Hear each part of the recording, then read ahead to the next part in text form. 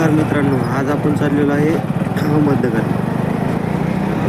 नगरला थोडं काम होतं, म्हणलं नगरला काम करून येऊन परत व्हिडिओ पण शूट करून.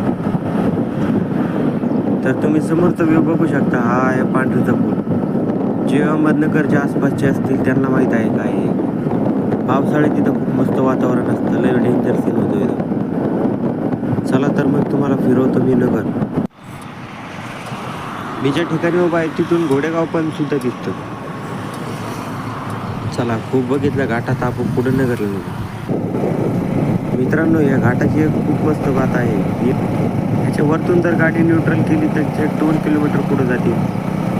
पण आपल्या गाडीला असं काय होणार नाही, कारण आपण खालून वरती चाललो. मित्रांनो, हा आहे अहमदनगरमधील सर्वात मोठा पूल.